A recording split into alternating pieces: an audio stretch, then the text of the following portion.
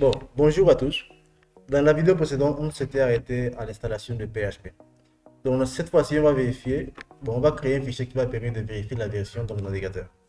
Donc, on va faire ici lib slash etc, bon, httc slash var plutôt, www html. Dans ce dossier-là, on va créer un fichier appelé main.php. Bon, vous pouvez l'appeler comme vous voulez. Moi, je préfère le mettre main.php. Donc ici, on va ouvrir ce fichier-là. On va écrire un petit code de PHP. On fait ici, je vais d'abord enlever la syntaxe. Je fais ici des points syntaxe off. Là maintenant, on va écrire un petit code de PHP ici. PHP. Je vais mettre ici PHP info. PHP info, c'est une fonction qui permet de vérifier la version de PHP. Donc, c'est une fonction qui permet de vérifier les informations de PHP. Donc, on met ici, on ouvre les balises de PHP et on met ici la ligne, la commande PHP info. Donc, bon, PHP info. Maintenant, on enregistre les fichiers. On enregistre ces fichiers là. Et on redémarre le service Apache. On fait ici système, ctl, restart, Apache D. Là, maintenant, on repart dans le navigateur. Ici, on avait ici le site par défaut d'Apache. Donc, on ajoute ici les fichiers qu'on a créés. Pour moi, c'était main.php. Si on vérifie ici, on doit avoir ici les informations du PHP, c'est-à-dire le système, ce Linux Server, la date, l'API et tout ce qui est là. Donc, d'accord. Maintenant, si vous avez un problème ici, pour voir cette interface-là, veuillez s'assurer que, bon, vous avez mis certains paquets. C'est les paquets lib Apache qui gèrent ces configurations-là. C'est-à-dire apt-y install lib Apache.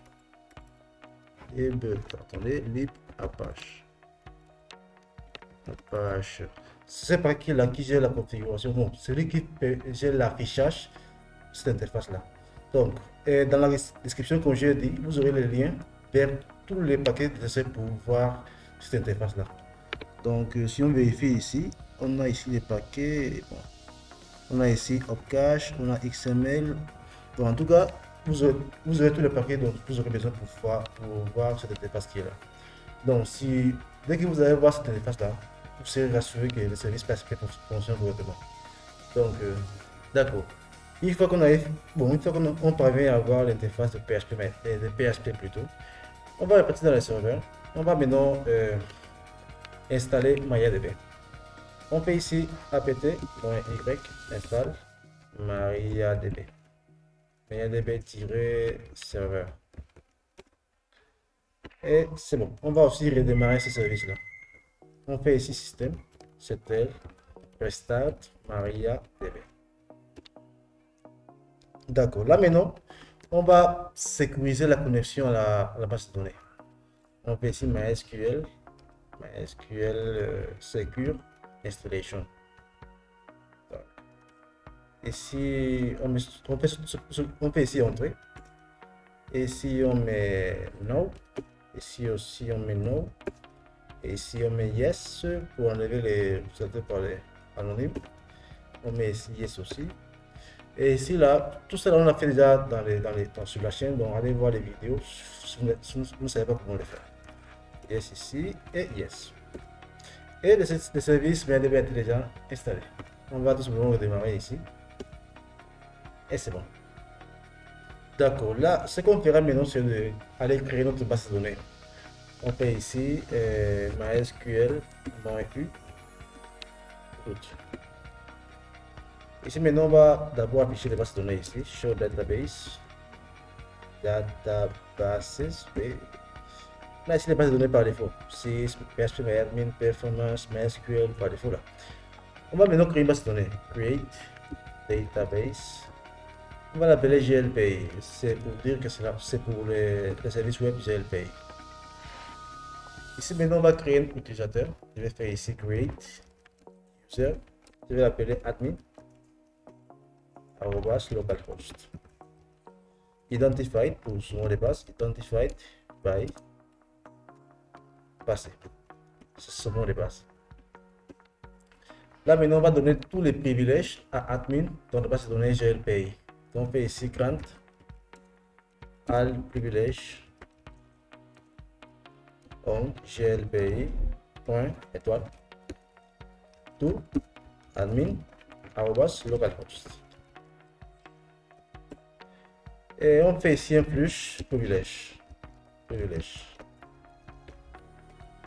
Et c'est bon, on peut maintenant sortir. Ce qui reste de faire, c'est de redémarrer MariaDB.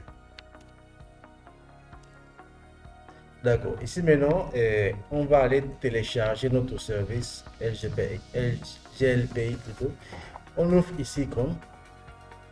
Ici, on écrit glpi download.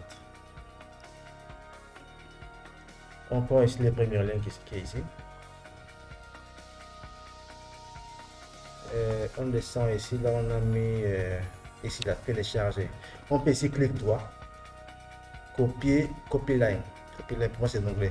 Copier les liens plutôt. Je copie le lien, je repars dans mon serveur, c'est ici. Je fais ici wget et je colle le lien ici. N'oubliez pas. Vous venez sur le navigateur, glpi. Ici là sur le lien télécharger, ici clique droit, copie line ou bien copier les liens. Ça dépend de ce que vous avez, c'est en français en anglais. Pour moi c'est en anglais. Copie line, pour ça sera copier les liens. Donc, on repart dans le serveur, on fait ici wget et on colle ici les liens. Après, on fait entrer ici.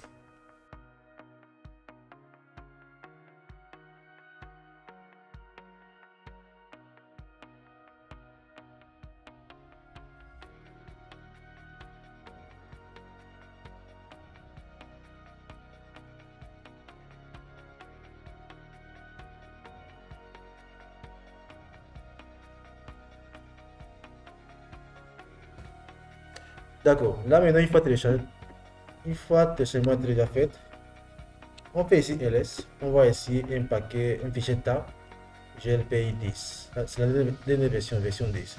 On va décompresser ce fichier là, on fait ici tab -xvf, on met ici notre fichier gl. Maintenant on va décompresser et en même temps déplacer dans le répertoire HTML qui est dans var. On met ici -c majuscule / var w html, c'est-à-dire on décompresse les fichiers avec la commande tab. On met ici l'option -c pour dire que on va décompresser, mais on va automatiquement déplacer dans ce répertoire là, var w html. On fait ici entrer. Donc ça a été bon, c'est déjà terminé. Si on fait ici ls, il y a encore ce qu'on avait ici glpi.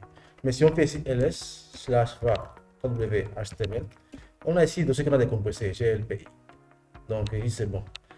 Ce qu'on fera maintenant, c'est d'aller changer les chemins de par défaut. Lorsqu'on installe la page, le répertoire par défaut c'est var w html. On va aller changer ça. Donc on fait ici vim/etc à page site available. On met ici 0 default 00default.com. J'enlève la couleur qui est là, syntaxe off. On vient à la ligne dans on a écrit document root. Document root, c'est le répertoire par défaut de la page. Donc ce qu'on fera ici, c'est tout simplement de modifier ça là. On met ici glpi, c'est le nom du dossier glpi. Donc ici c'est bon. On peut maintenant enregistrer ce fichier là. Ici vous avez des possibilités. Soit vous modifiez le site par défaut, ou bien vous pouvez créer un site à part pour ces sites-là. Je répète, vous avez des solutions.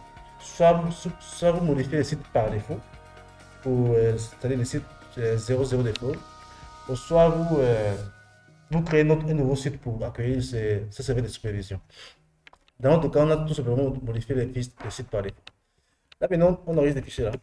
Et on va maintenant redémarrer le service Apache.